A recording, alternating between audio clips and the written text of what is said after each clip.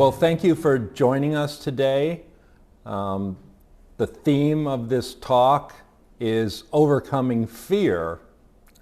So what I'm finding is very interesting is when I pick a theme,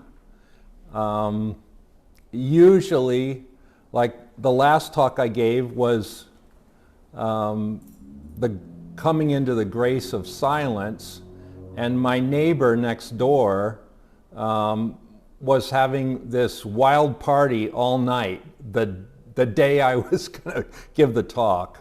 So now the theme is overcoming fear, and it's interesting because there were a lot of things that came up in our business this week that kind of made us concerned, and all this fear came up. So I think that that's going to be the way it is. If I pick a theme that I want to talk about, I'm going to have to actually deal with that in my life directly, and life is going to throw me some kind of a challenge that I have to kind of apply it and be walking my talk with that. So overcoming fear is the subject. And what I'm saying is a lot of things will come up when you really decide you want to overcome fear.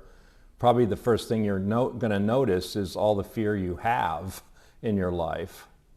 And that's the practical clearing of that emotion. So I'm assuming everyone has studied the Course in Miracles, some more than others. But most of my talks where I give by myself, sometimes we're going to have talks with both Sandra and I, but the ones that I give the theme is going to mostly be the Course in Miracles and themes out of the Course in Miracles. So the Course in Miracles talks a lot about fear. There are lessons in the workbook that deal with fear, and there's a lot talked about in the text about fear. And basically it says that fear, there are only two types of emotions that we have to be concerned with in life, and one is fear and the other is love. And then fear is kind of the basis of the ego's thought system, or our separated self. You know, the Course talks about our imagined separation from our source. So it talks about this ego self, which is separated. And then there's the self that God created that's not separated, that's very much in touch with its source, and that the nature of that self is love. So the nature of the ego is fear, and the nature of the true self that God created is love. And it says you only have to really concern yourself with those two emotions. And everything else is like an adjunct to that. Like you could say, well, fear has anger, guilt, insecurity, those types of emotions, shame, those would be associated with fear. And then gratitude, joy, givingness, abundance, those would be emotions that would be associated with love. So each one kind of has a whole line of adjunct emotions attached to it.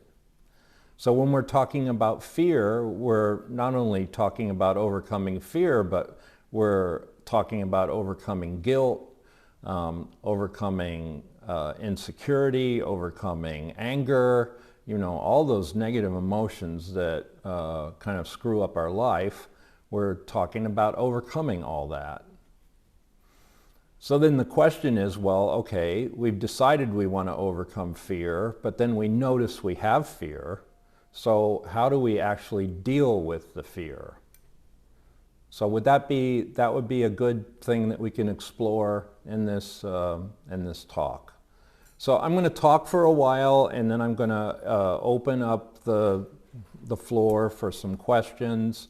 And usually a question will kind of throw a little bit more light on the subject, and it kind of shows us which way we need to go. But so what I'd like you to do is just kind of close your eyes and just kind of, you don't have to write anything down, but just ask yourself, my biggest fear in my life is, and then see what you hear. Just listen for what you hear. My biggest fear in my life is. Could be a number of things. You know, some people have a fear that they're going to end up alone. Some people have a fear of death. Some people have a fear of scarcity. They're going to run out of money. I think the process that was coming up in us this week was fear of the future. You know, how is our work going to go out there? How is it going to express itself? Are we going to have people interested in what we're doing? You know, that kind of fear was coming up. You know, how do we best present ourselves in the world? Because the paradigms are very much shifting now. You know, it used to be that we would travel around the world and we would have organizers and they would put together workshops and we would go to those cities and we would meet those people, and the organizers were very much a part of that system. And now that system's kind of like, since the COVID, kind of fallen apart. And it's like, well, how do we reach people without that network that we had before? And it's a whole different kind of a network online. And are we keeping up with it? These were the kinds of questions we were asking ourselves. And this was also the area where we were experiencing fear, because it was a total kind of a shift in paradigms. And I think that's when most of us will experience a fear, when we're going through a big transition, like a parent passes away, or we lose our job, or something like this COVID comes along, and then all of a sudden we have to do all of our work totally differently than we did before. Yeah, so we have to deal with these fears that come up. So what I was exploring in my experience with the Course in Miracles was this issue where we think we have to figure things out, you know? Like sometimes a big fear comes up when we're facing the unknown. Most people would say the unknown is scary. They don't see the unknown as a benevolent force in their life. They see it as confusion, uncertainty, not quite sure what to do, not quite sure how to approach things. So it's usually in the future we have this element of the unknown. And when there's a paradigm shift like this COVID, where we had to go from, in our own work, we had to go from traveling around and meeting people to doing it all in one place, all over the internet. So that would be a paradigm shift, and then we have to create the sort of the network that supports that. So we had a lot of things come up, and I think that's where we were experiencing the most fear, was how do we keep our work relevant this day and age, and do it on the internet, and keep up with that, and do it in such a way that it kind of keeps growing and provides people with what they need, and it stays relevant. Sandra and I were in this symposium yesterday, and it was an International Breathwork Foundation symposium, and we were speakers on this panel, and they had a couple other breath workers. Dan Brule was on the call, and our friend Lauren Caprice here from Washington was the host, and then this other gentleman from Scotland was on the call. Stuart was his name, and then this other lady from California. And everyone had a slightly different approach to breath work. And it was interesting how the younger ones, the two younger ones, they were saying, well, you know, things are moving very fast. They're doing breathwork sessions over like Instagram, and we were making the point, well, we think that, people need to breathe for a whole hour, and they get the most out of it when they're breathing for a whole hour. And they had a whole different view of it. Oh, you can play music and they can breathe for 10 minutes and get the same thing. Well, so there was this kind of discrepancy between the way we do things and the way these new people are doing things. And we were questioning and saying, well, maybe part of the way they're doing it is part of this new paradigm, and maybe we need to listen to what they're saying, but also not invalidate the way we do things. So there was this whole kind of a dance of, are we staying up with what's happening? Are we able to reach the younger generation? Are we staying relevant? And so when we were considering all those questions, a little bit of fear came up, because when you're trying to learn new ways of doing things, you're going into this place of the unknown. So the unknown is a big part of fear.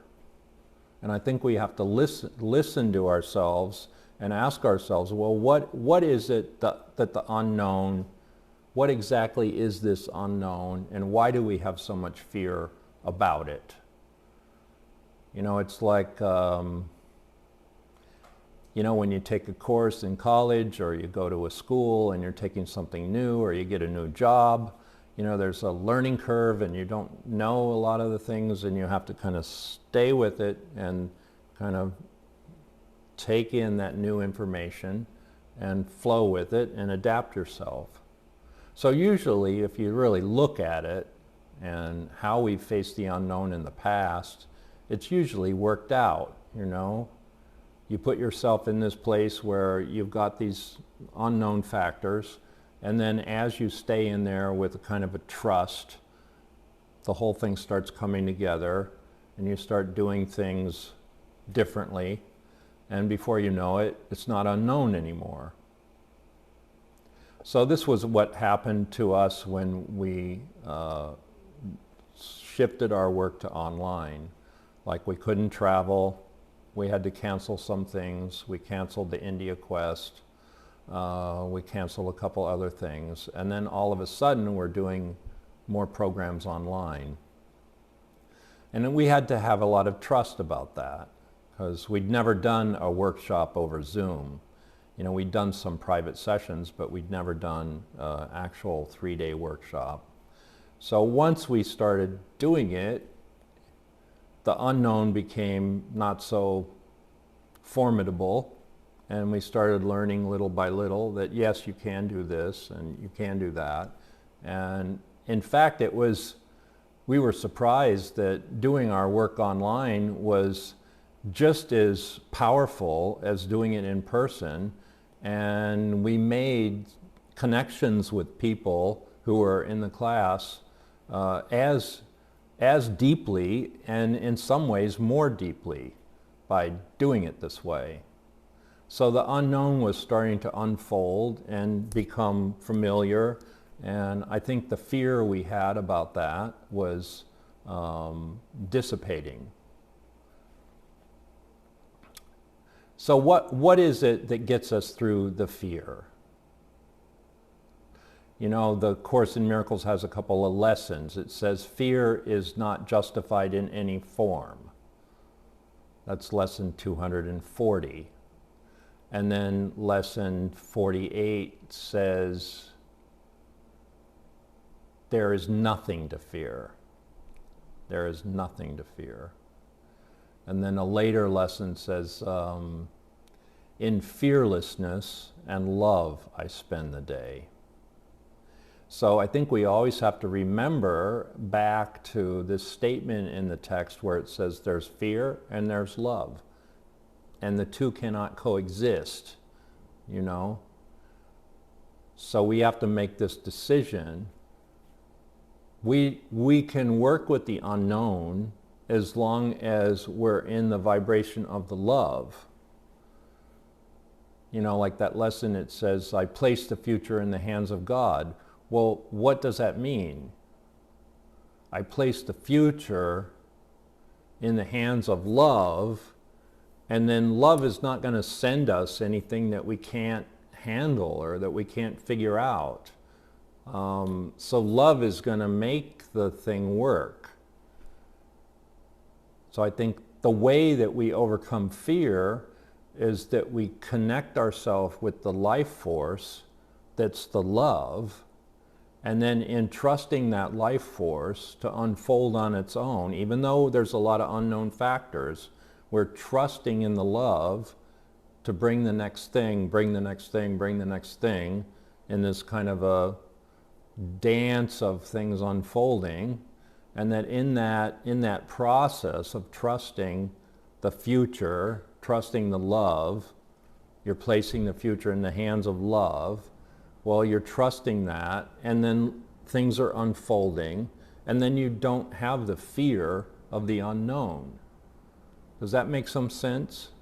Like when we're trusting love and we're placing the future in the hands of love, then the unknown is not so formidable. We feel like, well, love will provide it. Love will make it clear. Love will give us the clarity that we need to do an online workshop. So we kind of found that that was so. As long as we trusted and we placed the future in the hands of this force that was benevolent to us, there was not anything to fear.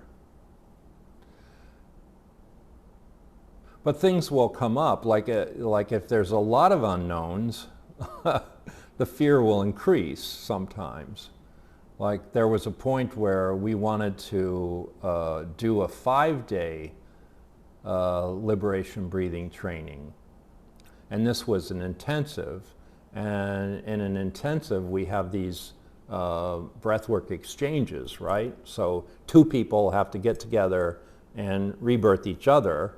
And that's part of the course, is they learn how to rebirth someone else, and they rebirth with one-on-one with other people in the training. So this was a very powerful workshop that we created, and we've been doing it many years in person. But then when it came to how are we going to do it online, a lot more unknown factors came up. But then we discovered, well, Zoom has this thing called breakout rooms, and you can put people in these separate rooms all on the same call. Like you can pair them up in these breakout rooms. So we used the breakout rooms to do these rebirthing exchanges.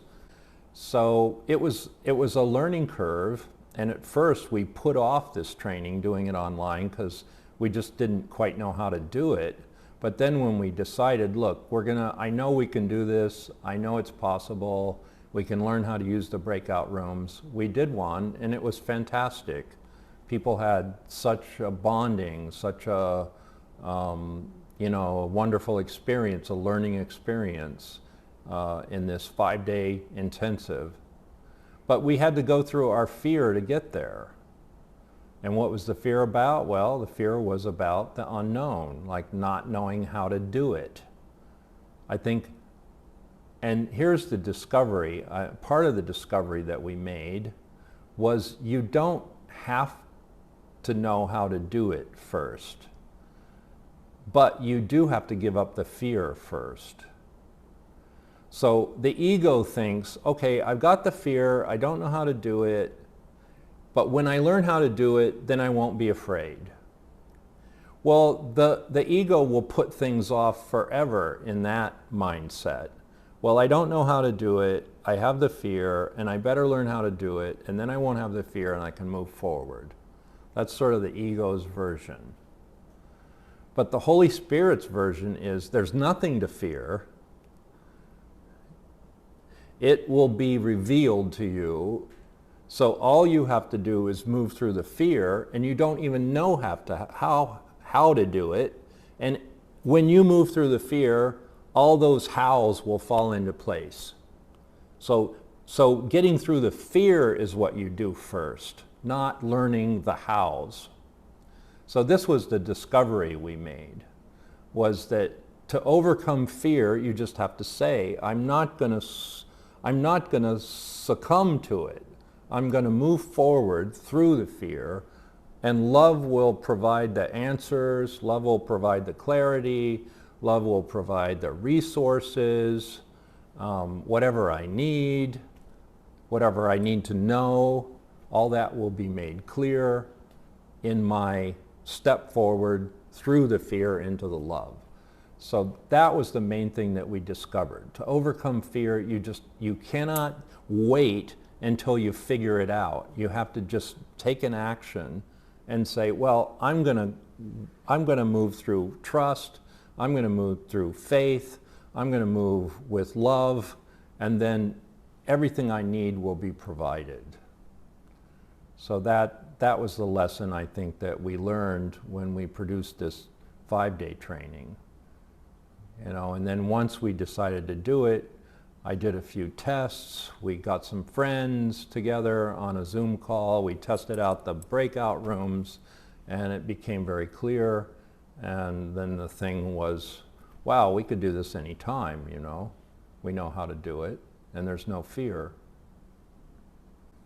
So we're always going to be with some kind of a learning curve, and we're all like evolving, we're all growing, we're all learning individuals, right?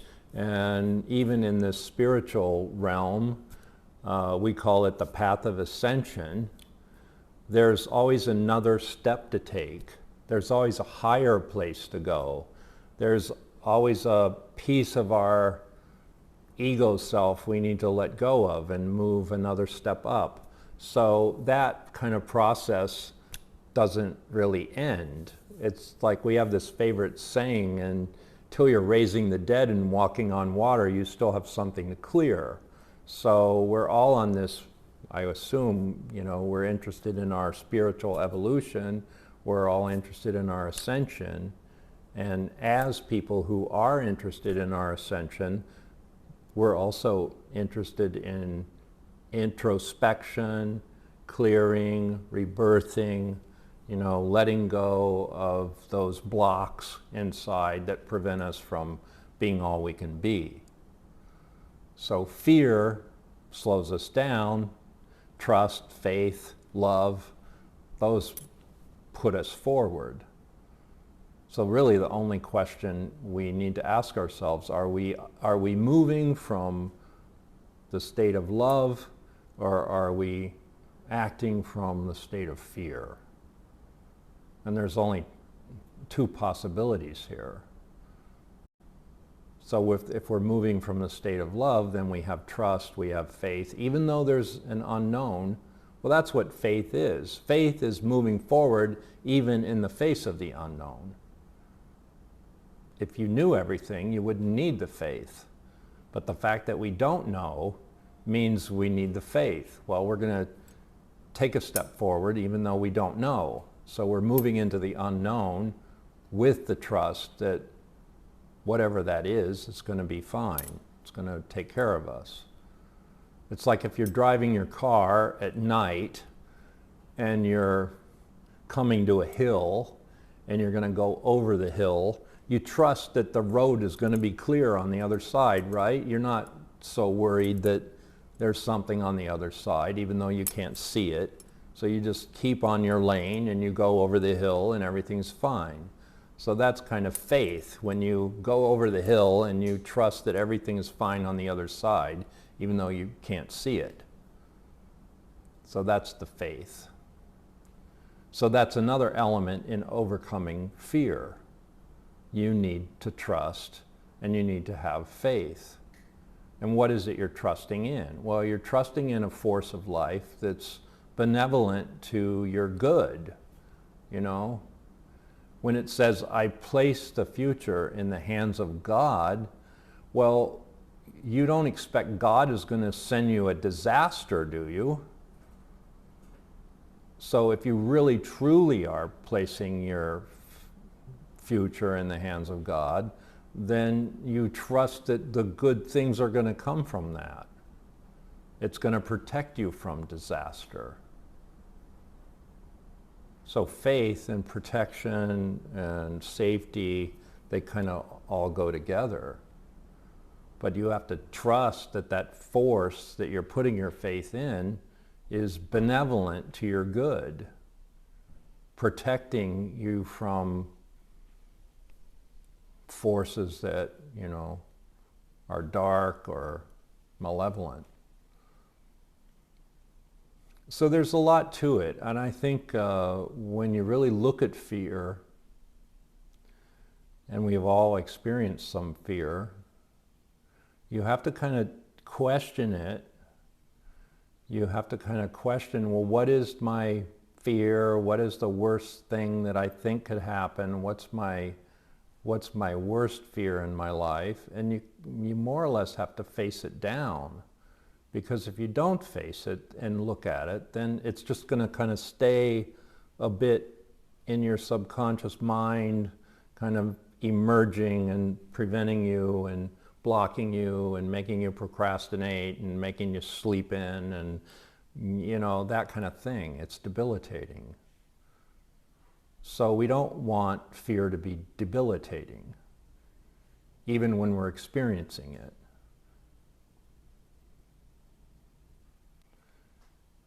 So this is where I think spiritual practice comes in, rebirthing, dialoguing. I mean, Sandra and I are in what we would consider a holy relationship. We're together all the time, so we have this dialogue. When a fear comes up, we say, well, I'm feeling a bit of fear about this. And so, like yesterday, we were in this panel, right? And there were these younger generation rebirthers, and they were all excited about their Instagrams and their, you know, breathes that they're doing over Instagram and playing this music and giving people like this kind of taste of breath work. And part of us was, well, that's great that they have this kind of dynamic thing happening on the internet with their work, and they seemed all very busy, very, you know, very much in the flow of their mission. But there were also some things that we said, well, that's not quite our style. You know, when we breathe with people, we let them breathe 45 minutes, an hour. And they were saying, well, people can get, you know, a deep experience from 10 minutes, 15 minutes. Well, maybe so, but that's not really our style. But what we did appreciate was they found some kind of a way of putting themselves out, and that way they were putting it out was very self-sustaining.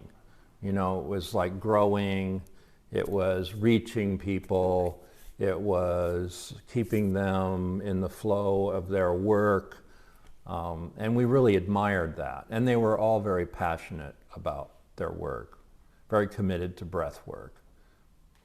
So it may have been a little bit different version of the way we present it, but we admired their passion for it. We admired how they put it out there, how they keep it going. And so we were kind of looking at ourselves saying, wow, we could probably learn something from these kids, right? Because they were really in the flow. So then I think a little fear came up in us. Well, what is it that's keeping us from being in the flow? You know, is it, oh, well, we need to learn some new platform, or we need to get more savvy in some of these social medias, you know, a lot to learn.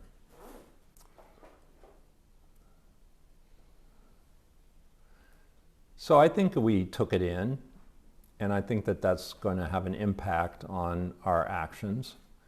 And I think that it was a very fast learning curve for us.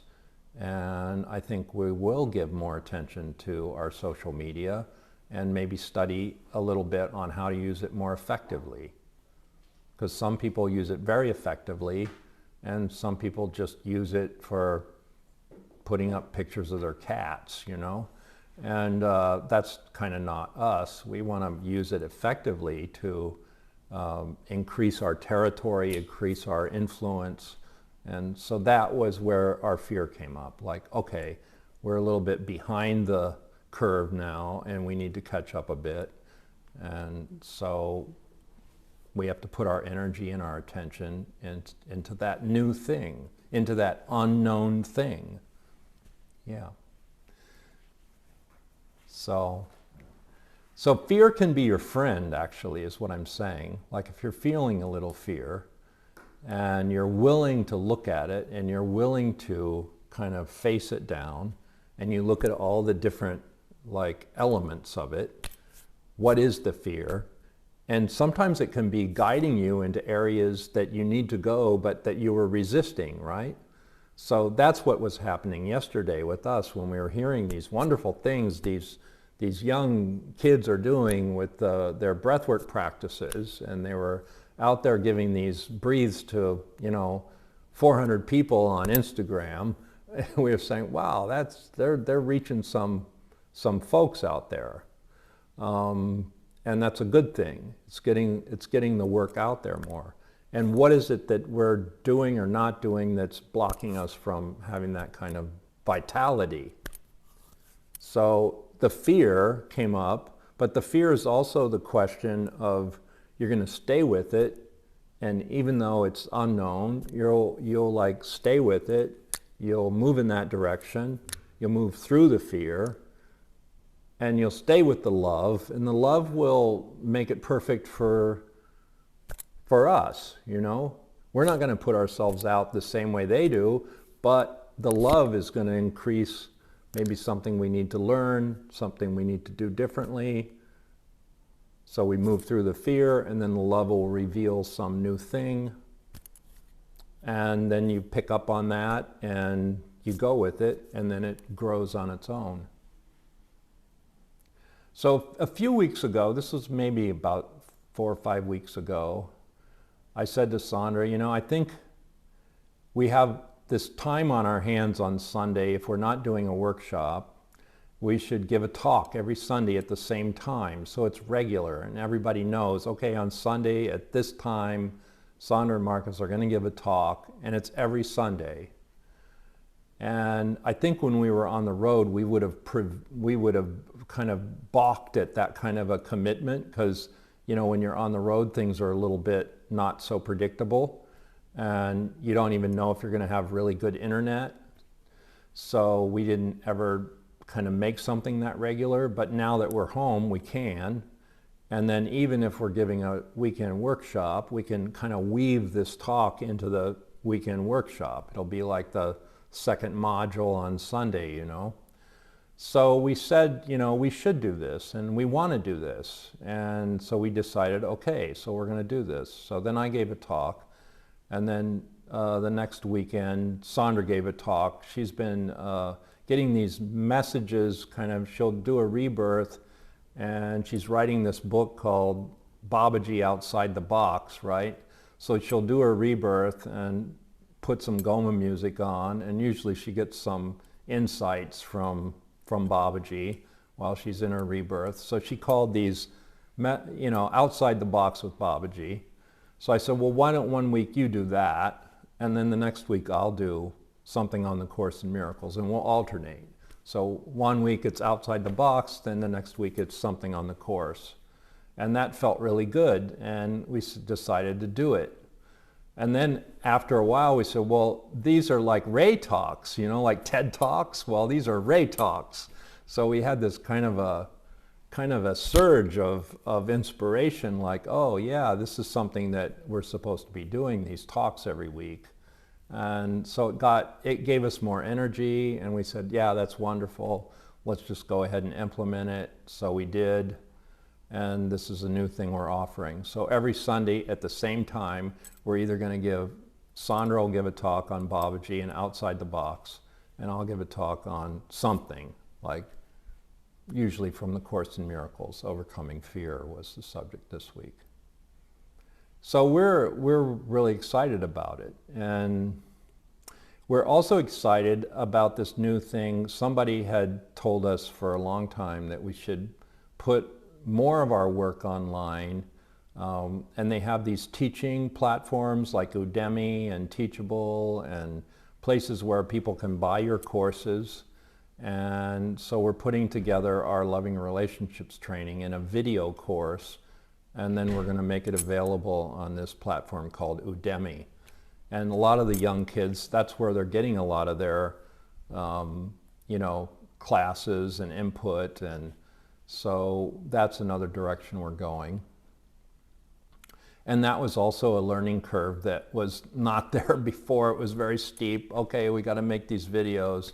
We'd made videos, but they have to be very specifically made and very professionally made, and it all has to fit together. So, but we decided, well, we're going to do this. So shortly after we decided we were going to put the LRT online, we watched these videos by a very old metaphysical teacher that was way back when, even before our time. His name was Napoleon Hill, and he did a lot of books on prosperity. He wrote this very famous book called Think and Grow Rich, and he was one of the first metaphysical thinkers. He was one of the first who said how you think and what's inside your head and your thoughts are going to affect your results. So he was one of the first people that did that. Well, we were mousing around on Amazon one day to see what we were going to watch that night, and we saw these Napoleon Hill videos, right? And they were like something like the keys to success. We thought, well, let's, he's a very old name. Let's see what they're about. And so there were like 15 of them in a group. And they were very simple. He had this man who introduced him. There were like 15 different subjects concerning prosperity. And the videos were only like 11 to 15 minutes long, so they didn't require a long attention span, which really fits this age because everybody's ADD in this age. They don't have enough attention to go for an hour, right? So we watched these things. They were very powerful. And then we said to ourselves, well, we could do that. We could film the LRT and break it into parts, the Loving Relationships training, we could film that in different segments and break it into parts and then present it as a whole course of these maybe 15 or 20, 11 to 15 minute videos on different subjects of the LRT. So we started making those videos, and that'll be out soon, probably next year. We'll get them up there. But it was something like, the point I'm trying to make is we didn't know how to do it, but we knew we had to do it. So there was a big unknown, and we were a little bit kind of afraid of, well, how are we going to do it? Is it going to succeed? Blah, blah, blah. But then once we decided, okay, let's do it, and we didn't really know how to do it, then we blundered into this Napoleon Hill set of videos, and we liked it so much, not so much for the content, but how they did it was so simple. It was like an introduction and then one point that he talked about for 10 minutes. And we liked that format. So we said, let's just adopt that format in presenting the LRT. So then it became not unknown, it was now known how we were going to do it. And we just had to start doing it and be disciplined and make the videos and put them together. So that's the process we're in right now, is putting together these videos, making these videos. But the unknown factor is not so strong. It's not so preventing us from moving through the fear. So the fear was there. We don't know how to do it. How are we going to do it? And then we said, well, we need to do it. We need to move through the fear and go for it. And then once we made that decision, the how started to fall into place. So I guess this is the big point I'm trying to make. In order to get through fear, you don't have to know how to do it. This is a big deal, because most people think in order to get through fear, you got to learn the how first. And there's a little bit of that element, but the bigger element is you have to push through the fear, whether you know how to do it or not, and trust that it's going to come to you. That's the more important factor in overcoming fear. there's nothing to fear. I'm going to trust love to reveal what I need to know or to provide what I need to have. You know, love's going to pay our rent in the future. And yes, we're productive. So I had this teacher, Tara Singh, right? And he was very close to me, and I was close to him, and he was very brilliant. And he was my teacher of the Course in Miracles. And prior to him teaching the Course in Miracles, he was a longtime student of Krishnamurti. You should look into Krishnamurti if you don't know about him. He has a lot of videos on YouTube. So Krishnamurti was his teacher. And he went to Krishnamurti one time and he had this question. He said, does life take care of you? He wanted to know, well, you know, if I'm totally in this kind of spiritual movement of waking myself up, right? He made his enlightenment his main purpose in life. And he said, well, he asked Krishnamurti, well, does life take care when you're in that place, you know? And Krishnamurti said, yes, life takes care if you completely let go. But then he also added, but not if you're lazy. So you're completely let go, but you also have to be willing to give something. You have to be willing to be of service. You have to be willing to discover what your talent is that you have to give, right? Everybody has something to give. Everybody has some kind of talent, some kind of forte, some kind of piece of their character that's very strong, or something they like to do, right? Well, that's the very thing that you're going to be giving, you know, that you're going to be expressing. You're going to be productive in that area of your interest. So in order to get through the fear and have trust that life is going to take care, first you have to let go and trust and let go of the fear, but then you also have to be willing to be productive and have something to give. So if you have something to give and you've let go, then life does take care. What are we letting go of? Fear. We're letting go of the belief that fear can stop us, even when we're feeling it. And I know that's not always so easy. When you're feeling the fear, that's when you're in the kind of the stasis, you know, you can't move forward. You're in the, you know, you're in the bit of a stopped action. So that's what we have to push through. You know, there's this prayer in one of the sections in the text. It's from chapter 1, section 6. And the prayer goes something like this. It says, perfect love casts out fear. If fear exists, then there is not perfect love. But, it says, only perfect love exists. So if there's fear, it produces a state that does not exist. Now, that's a very deep prayer. I mean, you have to probably read it about 10 times and let it soak in before you can really get it. You know, it's like the Course also starts with this very famous line, nothing real can be threatened. So that's in the introduction. So what does that mean, nothing real can be threatened? It means that something like love, which you can hardly define, right? But it is a force in the universe. It's the energy that keeps the planets flowing and not bumping into each other.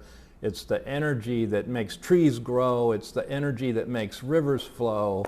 It's the energy that makes our heart beat. So there's this life force, you can call it love, and that's eternal. That's always going. That's always acting, keeping things flowing, right? Well, it says nothing real can be threatened. So when you're in this state of love, that's always flowing, it's always eternal, it's always a life force going, you can't threaten that. It's eternal, it's immortal, it's beautiful, it's always flowing. And we are that. Our essence is that. We're connected to that force. That's what makes us who we are, right? So that cannot be threatened.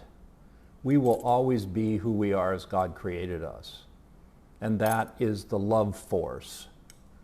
Well, fear cannot affect that, basically.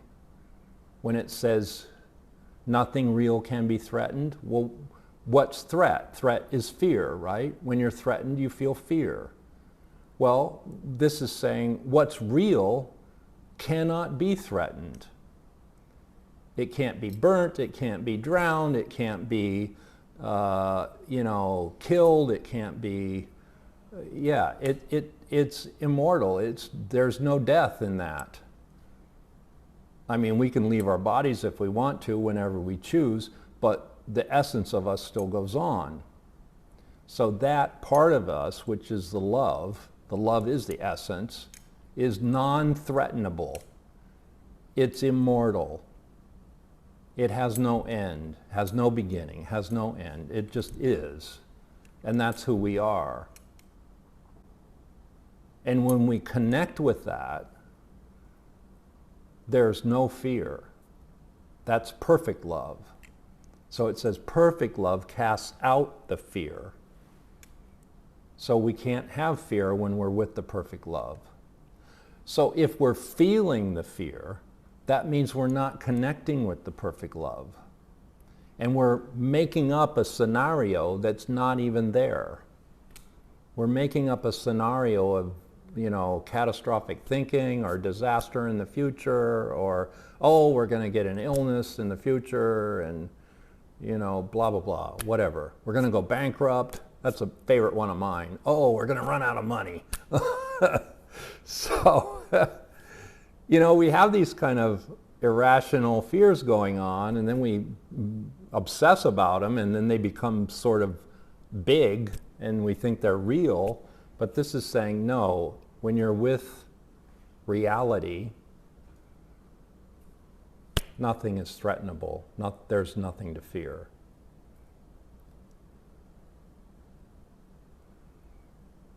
It's profound stuff. But that's what the Course in Miracles is. It's trying to liberate you from fear, from lower level identifications. And if you meditate on it and take it in, it can transform you. So let's read it again. It says, perfect love casts out fear. But if there's fear, then the perfect love isn't being utilized. But then it says only perfect love exists. There is only perfect love in the universe. God didn't say, well, I'm going to create a universe and it's going to have perfect love, and I'm going to make this thing called fear to freak people out. I mean, a benevolent creator wouldn't do that. And didn't. So God is the love, God is the life force, God is the immortality, God is the energy in us that created us, right? And God didn't put the fear in us. We separated from the life force, which is the love, which is the safety, which is the immortality, and in that separation, we made up this illusion of fear. And then now we have a dualistic system. There's fear and there's love. Well, in the absolute system, there isn't any fear. So our only job is to go from this imagined dualistic system where fear is real into this actual absolute system that God created, which there's only love and fear doesn't exist. So anything we feel fear about, we also projected it. It's our construction, It's only there because we made it up and put it there. It's almost like we made a scary movie so we can go and get scared. You know, a lot of people love scary movies. Well, who made the scary movies? We did. Why did we do that? Well, we get some kind of rush out of being freaked out. And we are doing that to ourselves. So, to sum it all up, overcoming fear is simple. You just connect with the love where fear doesn't exist. And that's like saying I connect with my life force, my creator, my God self, my reality, in which fear does not exist. And if I'm feeling the fear, then I know it's, well, I've denied love somewhere. And I have to look at that and then stop doing that. And if I have a direction, like we had this direction, okay, you need to put your courses online. Okay, there's going to be a lot of unknown factors. That's okay. Just keep moving in that direction, and then those unknown things will be revealed to you, and you'll learn what you need to learn, and you'll do what you need to do, and it'll all unfold. So don't be afraid of the unknown. The unknown is on your side. In other words, the unknown is benevolent to your good. And then you can say, well, I place the future in the hands of God, and I place the future in the hands of love, and love's going to provide it, take care of it, give you what you need when you need it. So I've gone on and on for 56 minutes, and it's time to open it up if anybody has a question. Kiara, I know you have a question. I know you're a thinking person, so I'm sure you have a question. What's going on? No, I don't have a question, but I would actually love to invite you to come and speak to my students, you and Sandra, about liberation breathing, about the Divine Mother and Babaji. Sure. We're happy to do network. That. Yeah, okay. We're happy to do that. You tell us when and we'll show up. Fabulous. Yeah. And it'll be over Zoom, right? Yeah. Yeah, okay. Yeah. Well, we're all becoming Zoom masters, Zoom Jedi. I'll get you on TikTok. Oh, yes. We actually have a TikTok account, but when we started looking at all the people on there like doing such gross things and, you know, like picking their nose and farting, and we thought, wow, what's this all about? Maybe we weren't on the right segment, you know. But okay, TikTok. Yeah, all right, TikTok it is. You'll teach us TikTok. That's great. How are you, Tove? You have any comments? I was just thinking, wait a minute, here I am. Yeah, there you are. I was just thinking if I had a question. But I haven't got a question. Okay. I mean, I personally, I have been dealing with fear for a while. Yeah. And but I feel that I'm coming out of it. Yes. And I think that that it's love for myself. Yes. Actually. Very good. And maybe that's inviting in the Holy Spirit as listening to myself and love for myself that has made me go through the fear. And I know you had some operations, and then you had some sessions with us to actually get through this fear, and I think that was so helpful. And you know, I had some wonderful sessions with you. Yeah. Well, you help us get over it too. You know, when a client comes to us and they have an issue, it's our issue too. So when we look at that and we help that person get through it, we're also taking ourselves to that place where we've liberated ourselves. Yeah. So it's wonderful that we had those sessions with you. Yeah. Actually, sometimes I'm amazed about my clients. Yeah, they're mirrors. Because when I help them with things that I need to help myself with. Yes, so true. and maybe you're a few steps ahead of them, you know, like, oh yeah, you knew that, you understood that problem, and it's kind of something you're working on yourself, but you're a few steps ahead of them, so you can help lead them through. Yeah, that's wonderful. I'm much better when I speak to them. I'm much clearer than when I deal with my own problems. Well, you know, Tove, it was like the last talk I gave was about silence, right? And I was up the whole night with our noisy neighbor. And then this one is about overcoming fear. And Sandra and I are both kind of a little freaked out about, oh, are we moving forward with the right platform, you know? And so a lot of our fear came up just before this talk that I'm giving today. So it was good grist for the mill, I call it. It's like, well, if you decide you really want to go for it, then of course your, what we call in rebirthing, your response column. It's like all the negative crap that you've got to clear is going to be right there in your face. So that's one reason people don't face their fear, because, you know, sometimes that stuff can come right at you and it's a little freaky. But if you're willing to go through it, and I think you said the right thing, you are loving yourself. You were loving yourself through it and being gentle with yourself, and you got through it. And I think that's the best we can do. I would like to comment a little bit on your fear, Marcus, because I've seen you and Sandra moving from Nashville to Washington in a fantastic flow, and moving from traveling around the world to be into the internet in a fantastic flow. Well, thank you. So I'm sure that you will still be in the flow. Okay, thank you. Yeah. I think what more was hitting us was these young people. They're so dynamic, and they've got this thing and that thing, and they're networking, and there's this big energy. And we were scratching our head and saying, well, maybe we need to network a little bit more, and, you know, but anyhow, it'll all flow in our own vibration, you know, and I think that's the point you're making. You're networking lots. Yeah. So wonderful. It's so great to have you here, Tove.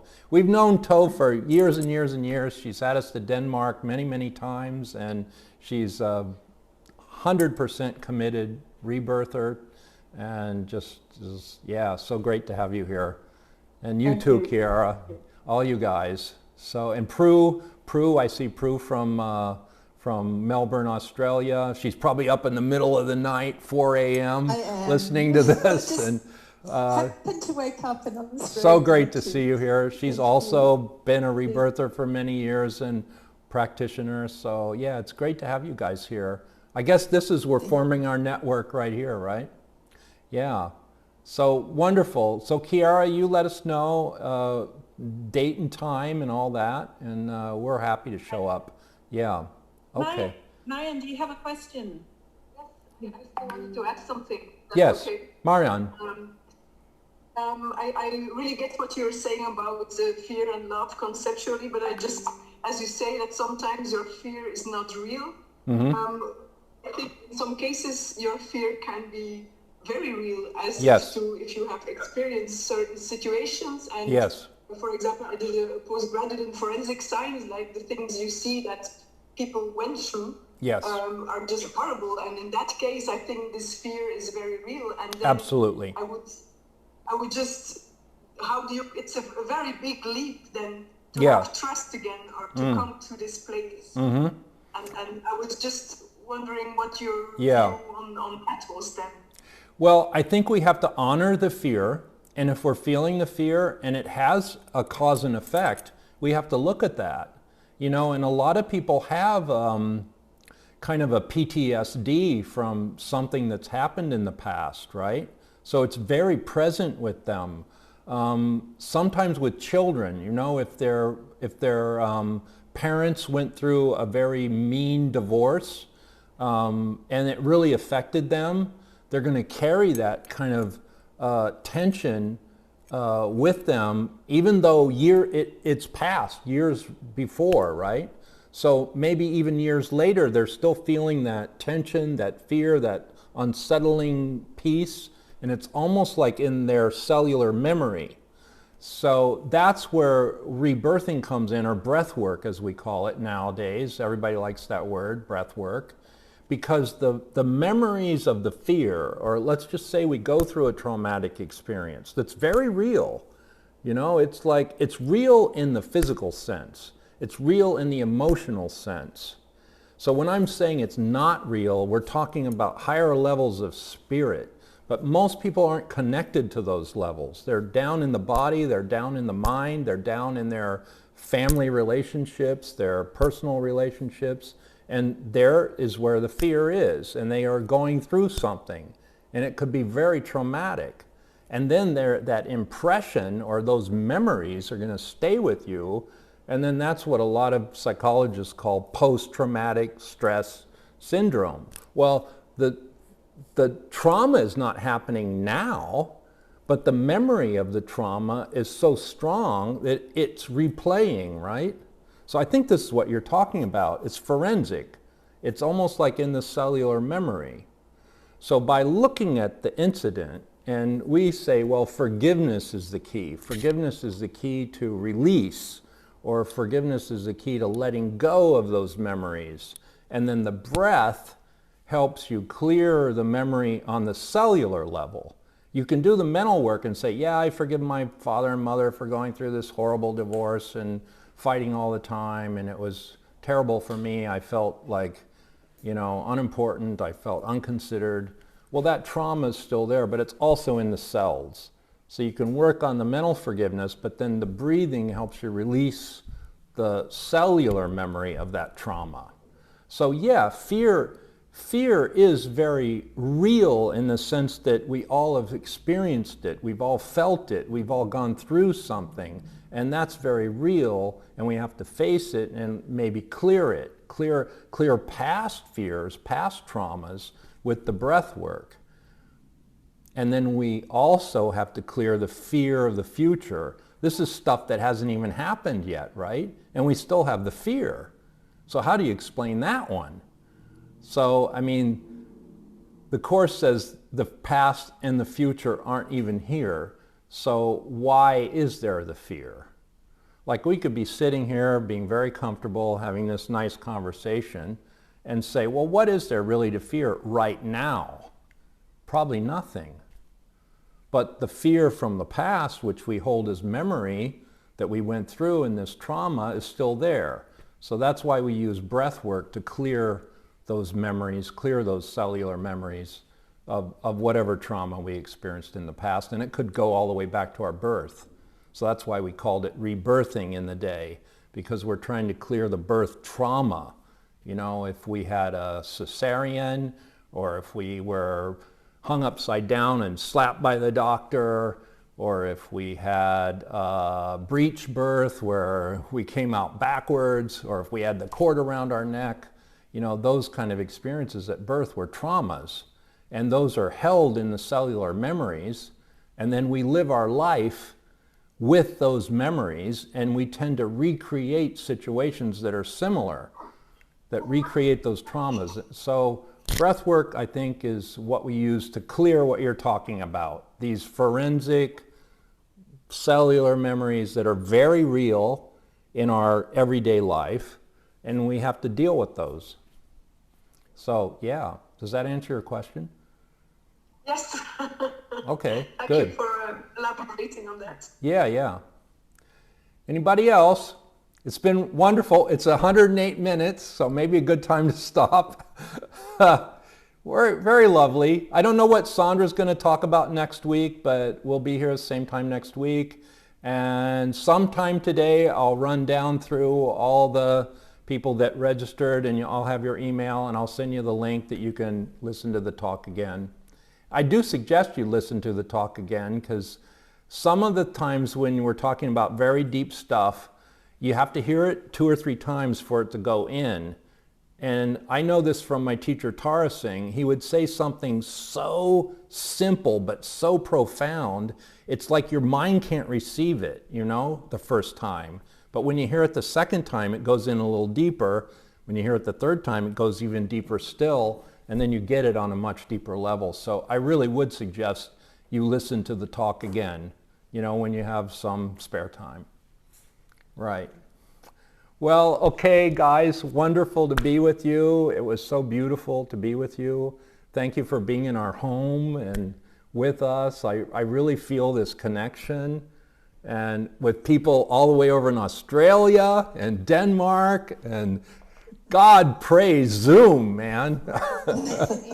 Oh, yeah. Well, we're now thinking that the India Quest is on for, it's March 29th to April 13th. So you're all invited to come with us to Babaji's ashram and participate in Navratri and do breath work every day. Kiara's been there. She knows it's a wonderful thing. So, can I just ask a question? The last I heard, the Indian government was requesting you to be vaccinated for tourists. That could be something that could be a block for some people, yeah. But we had this, there are ways around that. We've had some people they came to Iceland and they didn't have the vaccination, but somehow they did it, and we could connect you with them and they could figure it out. All righty. God bless. See you next week, same time. Thanks, Kiara, for bringing your tribe, and contact us. Bye now.